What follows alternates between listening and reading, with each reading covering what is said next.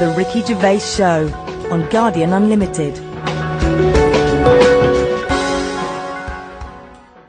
Hi, Ricky Gervais here, with me Stephen Merchant. Hello. And Carl Pilkington. All right. Welcome to the final episode in our series of 12 podcasts. I say final, it's final of 12, but we may be carrying on. Go on. Well, next week we're going to try and do another one to continue this for at least a little while. We may have to charge a small fee for it because it'll cost us money, and Carl is unemployed, but we mean a real tiny little fee. But hopefully we will be back next week. Now, we're not sure where it'll be. It'll probably be on iTunes, but just go to rickygervais.com and we'll guide you there. Hurrah! Yay! And thanks for listening for this long and supporting us. I hope you continue to support us. Go on, continue to support us. Yeah, particularly Carl, who has no money whatsoever and is desperate. He's a desperate man. Is that right, There's no Carl? one out there going, oh, look, they're charging for it now. But, you know, people forget we gave 12 for free. This is it. So quickly people forget. We're big shots. Yeah. Well, Carl's not, but, you know, we are, aren't we? Exactly. I mean, we were generous, but we're not that generous. We're not mad, and Carl needs a little bit of money. Look at his little round little head. He's like little tiny Tim over there. Exactly. Yeah. Look at him sitting there. Carl, you've had a good week? It's been all right, yeah. Brilliant. Well, More of that next week. You have to, but you'll have to pay for it now. I'm surprised you're not buzzing, because we just had our photograph taken to enter the Guinness Book of Records for the greatest downloaded podcast of all time. We went along to the Guardian, and the press were there, and they took a little picture of his round head, didn't they? Yeah, but I don't know why should I be excited about it when it's just... Have you always wanted to be in the Guinness World of Records? Not really, no. I've been looking at the they presented us with the this year's, and I've been looking through it, and there's some fascinating ones. I used to get but this as a kid. that's what I'm saying though. There's loads of things in there that I used to go to. Like I looked at it online the other day to see if what's on there. You click on it, the home page that you get when you click on Guinness Book of Records. It's a fellow with the most ear hair, right? Looks amazing. So that, to me, is what the Guinness Book of Records is about. So you're impressed with the bloke who just happens to have the most ear hair? No, but it's commitment. He could have shaved it off, but he didn't. He left it. Yeah, no, it's less commitment. But that just grew. We actually bothered to do a podcast. All right, forget that then. The one with the rings on the neck where they stretch the neck so their head's tall. That's commitment. If that didn't work out, he's stuck with that head, and he didn't even get in the book. You're stuck with that head, and you have got in the book, so be happy. What if it's a stitch-up? What if you're under roundest head? I'd be a bit annoyed. Why? Just because I don't... I mean, have you got a choice? Say, like, the fella with, the small man. Say if he's not happy about being small. He's trying to go about his life. He knows people are looking at him, pointing at him, going, look at him, he's tiny. But does he want to be in the book? Oh, I think they've got to give their consent. Have they? Because if the smallest wasn't willing to be in there, they'd go, the second smallest man is so-and-so, he was willing to be in here. Yeah, but the smallest one is Frank, and he didn't want to do it, so again, he's in it without wanting to be in it. No, but I don't know. He's got you there, Rick. I don't know if they do. I don't know if they go around. I think that you'd have to be complicit in it for them to measure your head and say this is the roundest head on the planet Earth. Not, you know what I mean? But then what do I do with that? That's what I'm saying. Is it something you put on a CV? I don't see the point in it. Well, I think you are the fellow with the roundest head, and I think a lot of people know that. Because also, I've noticed when people ask for a picture of you, they don't say, can I have a signed picture of Carl? They say, can I have a signed picture of Carl's head? Which is a weird thing to say about a human being, isn't it? They go, look at his head. Look at his head, not look at his face. Or can I have a picture of him? They say, can I have a picture of... Have you got a picture of Carl's head? Why are they allowed to mention that? And the thing is, like, we're on some sort of broadcasting medium where you don't even see my head, so it's not important. Well, I can't see your head because the mic's perfectly round and it obliterates it out like an eclipse. But what I mean is, it doesn't matter, does it? For doing what I do, it doesn't interfere in any shape or form. But the thing is, Carl, what people are fascinated with, and I've said it before, you've got a head like a fucking orange. We'll be charging for more information like that from next week.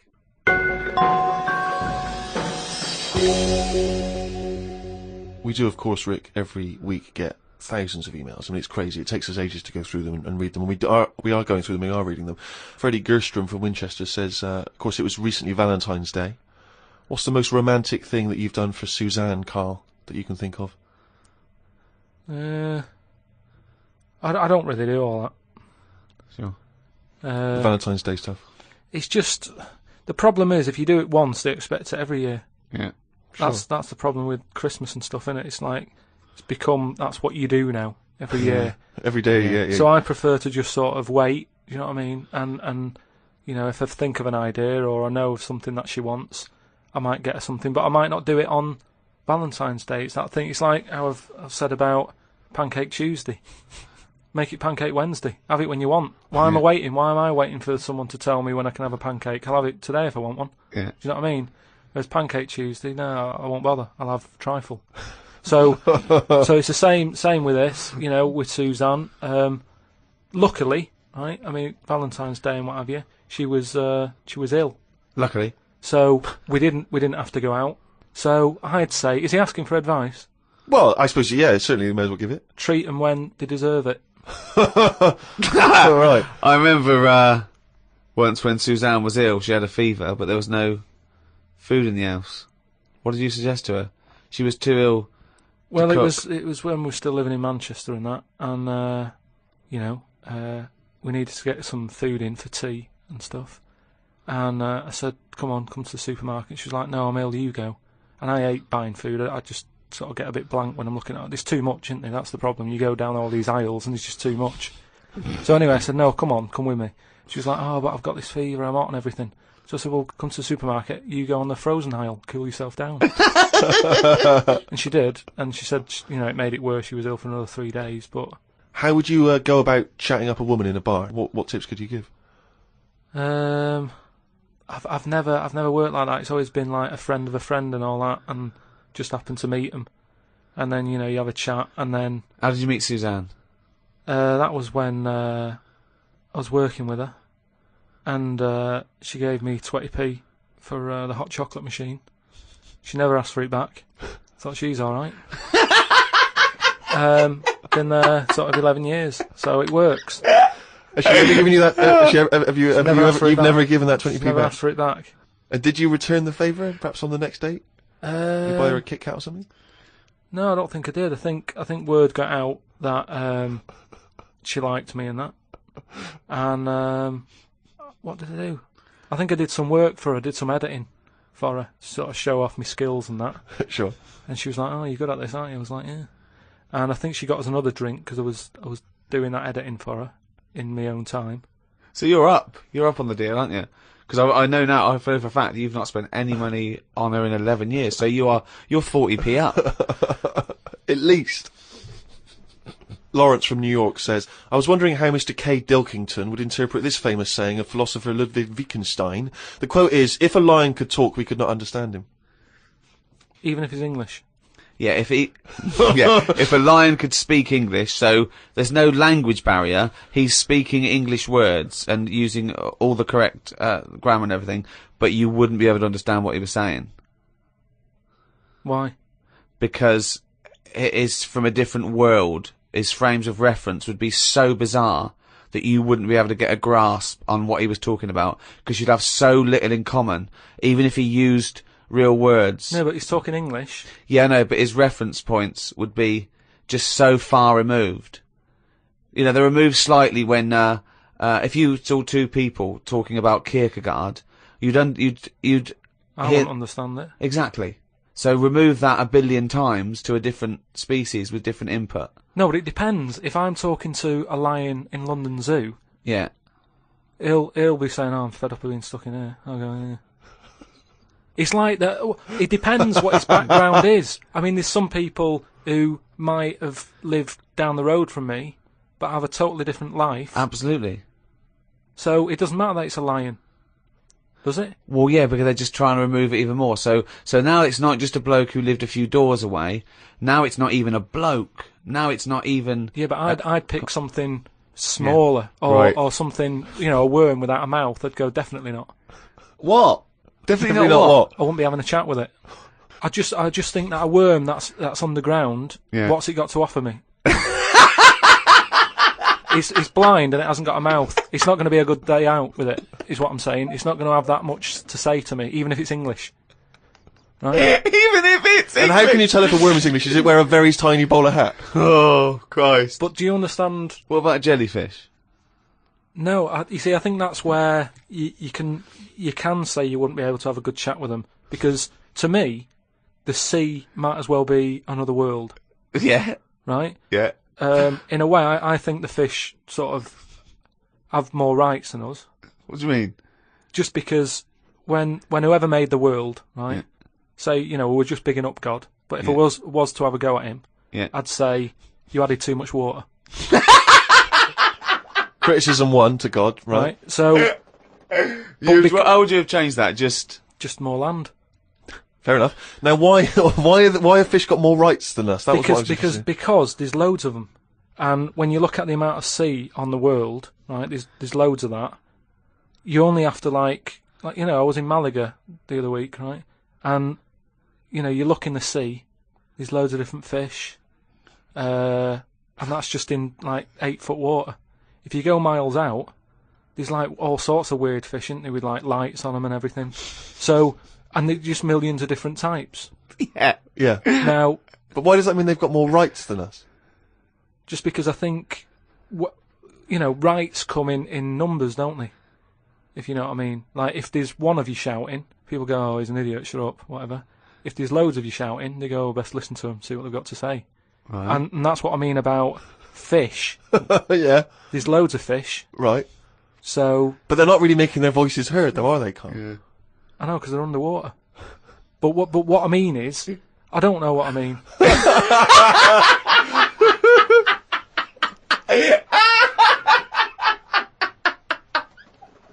The Ricky Gervais Show on Guardian Unlimited. Oh, pleased to meet you. Start me up. I'm here to tell you all about Channel 4 Friday night comedy. So start me up. Now then, there's 3 great new comedies from New Green Wing. That's nearly ready. My Name is Earl and The It Crowd. The great new comedy from the creator of Father Ted. Ow! Friday night comedy this Friday on Channel 4. Switch me in. It's gonna be a winner.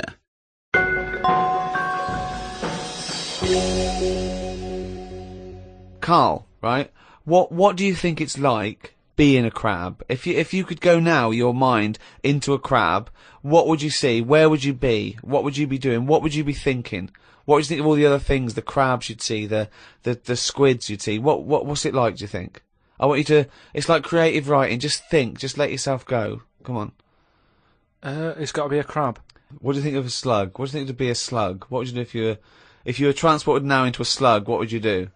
And Suzanne, you're suddenly in the kitchen, but you're a slug, and Suzanne's sort of like there, just making tea and that. How do you let her know it's you? It's impossible. I'd just chuck myself into the salt pot or something.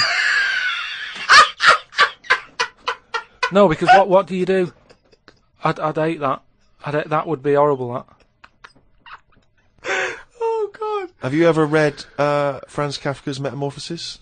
Don't In which think a so. man wakes up and he's turned into a giant beetle? And that's the whole story. I think it might be of interest to you. So what happened to him with the beetle? Well, I don't want to ruin it for you in case you read No, it. I but won't be it's, reading it, don't worry. He joined a pop group with 3 other people. He was brilliant. No, it's a really wonderful book. It's a kind of almost heartbreaking because, of course, he does, like Ricky's saying, he finds it very hard then to relate to other people, even though he still has the consciousness of a human. His parents, his rest of his family, they don't know how to deal with him, because he's a giant beetle. He becomes a freak, he becomes an outsider. It's terrible, But hang on, though. Is he a giant beetle? Or Yeah. is he... Well, yeah, that's not going to go down well, is it? That, of course, people aren't going to like you. But if it's a normal-sized one, then you just get in with the other beetles, don't you? Whereas if you're a giant... How would you do that? How would you ingratiate yourself? Right, so you're suddenly a beetle, you're Carl Pilkington, right? There's other people, they're doing their business, they're scuttling around, and you go in there, and they look at you as a new beetle. What's your first...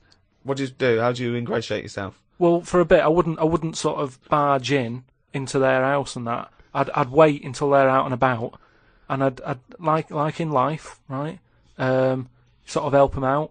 I don't know what beetles do all day. I've never seen one doing anything. They just seem to be going from one place to another. Right. I've never seen them carrying anything. I don't know what they eat. I don't know what they do. I don't know how we've got them, right? But what I mean is, I'd watch them and I'd sort of help them out.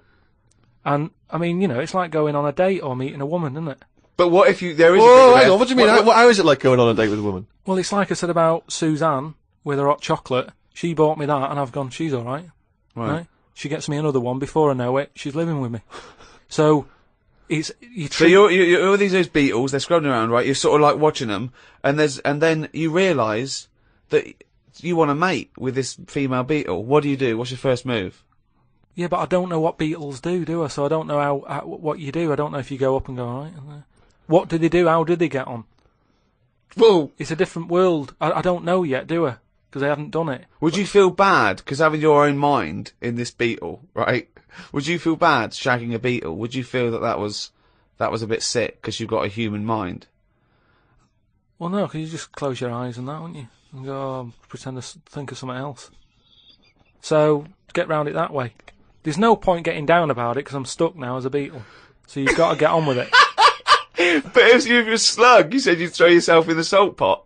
What would you do if you were a beetle if you got depressed? And you see all the other humans. No, you see your mates, right? They're listening to the iPod. What would you do? But no, that's what I'm saying though. Beetles are different because they do tend to hang about with each other. A slug's always on its own. It's a lonely insect, isn't it? It's not an insect. Alright, what is it? A mollusk. Right, they're lonely.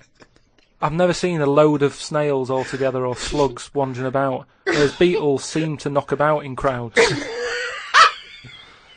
Yeah. So, oh god. Okay, right, another one. So they're sociable creatures, and it wouldn't bother you that you've got the mind of Carl Pilkington in there? Because you can't communicate with these people, what if because they you're- don't speak English, they don't have any communication with you. Yeah, but if it's happened to me, there'll be another one in there. Okay then. Right. Okay. What would you do? Right. That's the most disgusting thing. What could it be? Right. What would you do? Right. If you were suddenly a fly, right, and you were knocking around with the flies, right, and you had to land on some, Excrement? yeah. What would you do? Yeah, but I don't have to. What do you mean? You're a fly. Yeah, You're but loving I it. wouldn't. No, I wouldn't be loving it though, would I? Why? Because I'm me in that fly's head. So I don't think other flies would be going, come on, join in.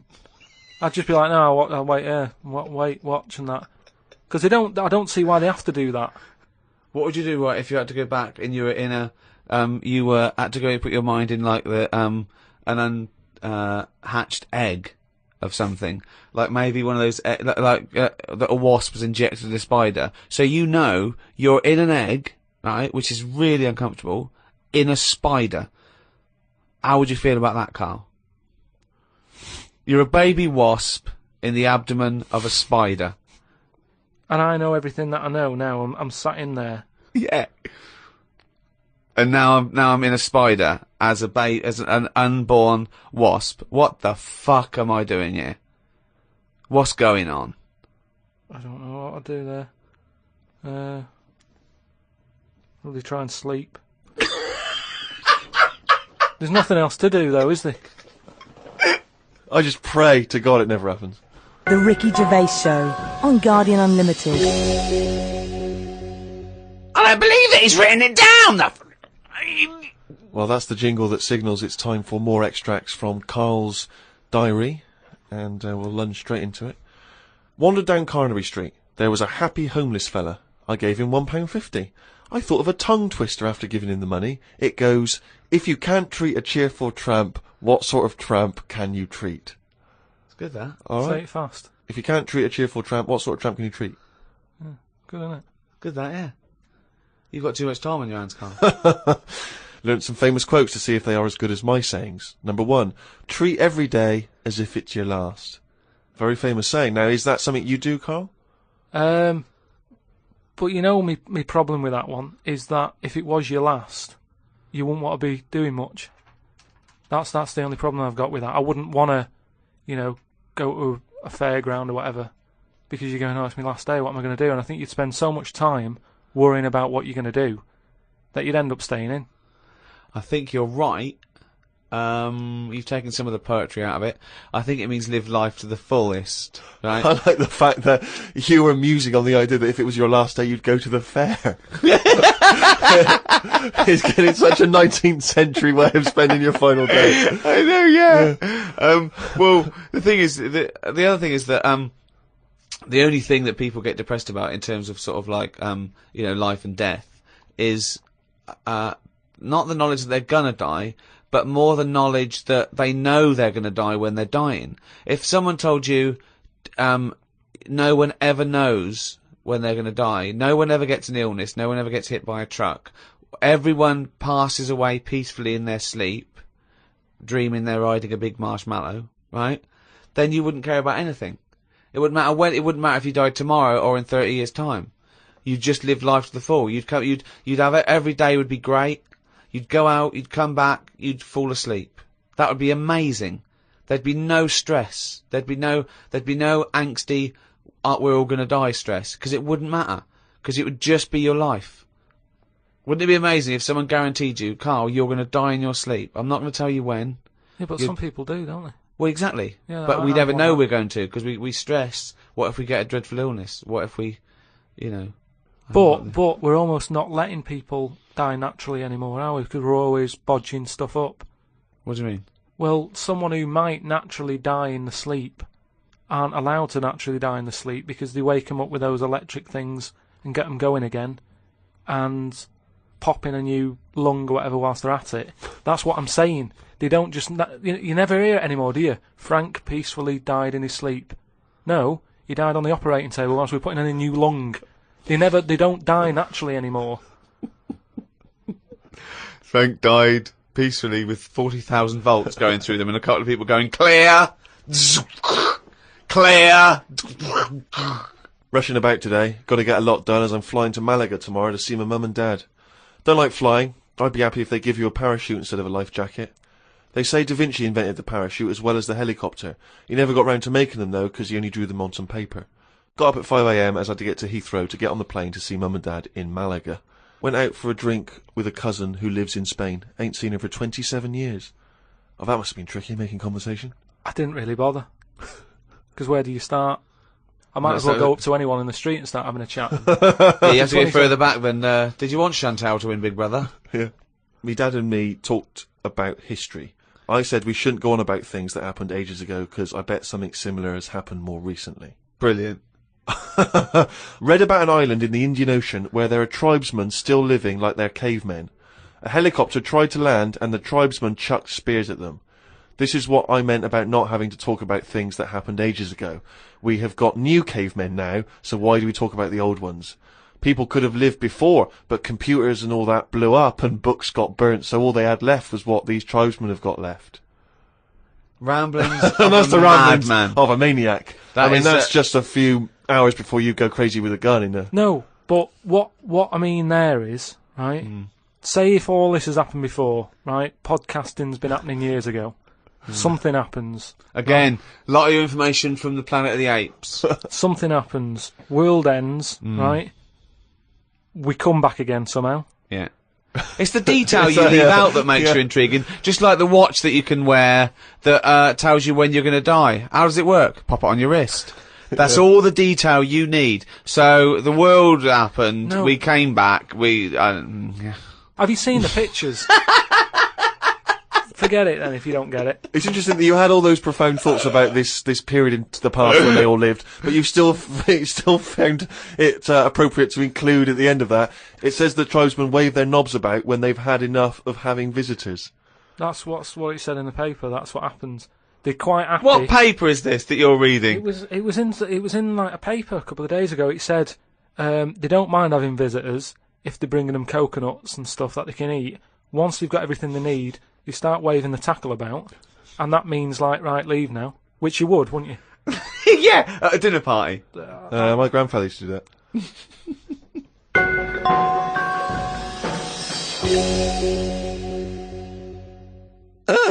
Well now, what have we here? I'm here to tell you all about Friday night comedy on Channel 4.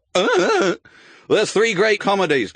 Green Wing, It's Nearly Ready, My Name is Earl, and The It Crowd. The great new comedy from the creator of Father Ted. And what have we here? Jingle, jangle, jingle, jangle as it happens. Friday night comedy, this Friday on Channel 4. Switch it on. Now then, well now, the young man. Well now then, well now then, young man.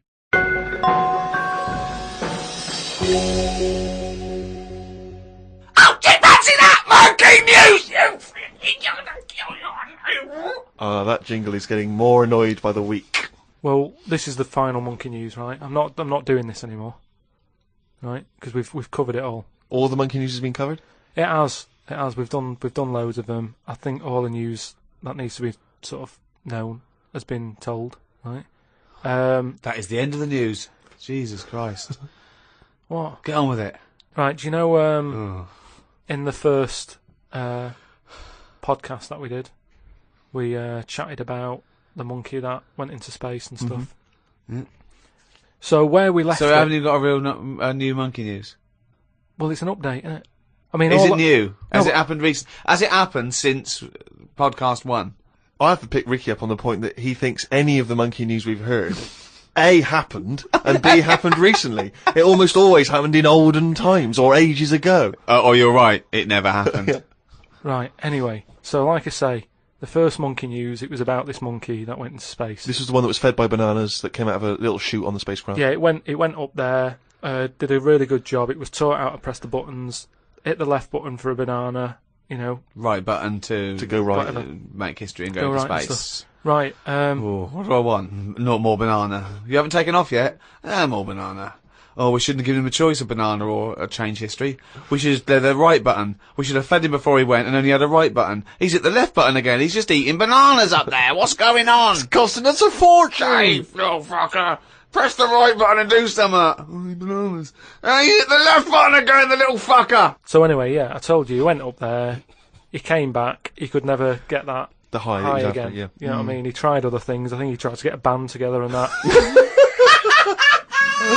Right. So anyway, there was loads of monkeys that were signed up to this NASA program, and it was 1961 when this little monkey called Ham, that was his name. So a bit of an update. That's the same one as I talked about. His Right. name was Ham. As well as him, there was one called Enos. He went round the world loads of times. So anyway, what I found out about it since then, Am went up there, did the left-right business with the bananas. Enos, they didn't put as much work into the trip when he went up there, and something went wrong with the machinery. And do you know how you get a banana for the left button and all that? It's official now. There's 2 buttons in this spaceship. Banana dispenser and everything else. The right button is everything else. But it worked the other way. The machinery went weird. Oh no, really? So it meant that the right button would give him a banana. Right. The left button did everything else. Oh no. How did So that, how what- did so that what happen, had been though? taught- What? Oh, This is the problem with electronics, isn't it? well, no, I don't think No, that's... this, I don't apparently think this is the problem. But the good I mean, honestly, look it up if you want. This is all online, by the So way. what happened when it all went haywire? What occurred? Look, Carl, this is online and it's bollocks. Luckily, Enos, because he'd done a few trips, Right, he so was he was like, experienced. well, I know this isn't right. As much as I love bananas, this isn't right. That was his thinking, of course it was. So anyway, so he came back. They were all like over the moon with him. He you said, know, I going, can't work with these conditions. good mission and everything. Well done on working it out. He sorted all that out. It moved on a few years. Armstrong's gone up there. Buzz and that other fella, they've been up there. The monkeys aren't needed anymore. But they were like, we've got all these monkeys who have done NASA training. What are we going to do with them all? And they had to raise £14 million to make them like an old sort of chimps home for retired Astronauts. Retired NASA-trained monkeys. Chimpanauts. Something they've got in there is like a little museum, right, of all the missions and that they've been on, so they can sort of, even though they're not going to be going into space again, they can almost relive it and reminisce of the times that they've had. And They're reminiscing with each other, are they? just sort of going, chatting oh, about the remember old that times. time when it all went wrong, the button became the left when it should have Yeah. been the right and all the rest of Yeah. it. They just, you know, sort Talking of about old times, talking yeah. about old times and what have you, like old people like to do. Sure. And yeah, that's it. So if you want to like give some money towards their home, Right. you can go to like savethechimps.org, and it's all there. All that information that I've given you, it's all there. You can. sort I'd of be help 'em out. surprised if all the information you've given us is there. It's all there. I'd be very surprised. It's all there. Just retired, you know, monkeys and that who have done the bit. Perhaps we should retire Monkey News to that same place. That's what I mean. So, you know, I hope you've enjoyed the monkey news and that. That was the last one. Look after the monkeys. Do your bit, because they've done their bit. That's it, yeah. But just because I'm not giving the news, look it up. Do you know what I mean? It's all out there. Don't be ignorant. Wise words.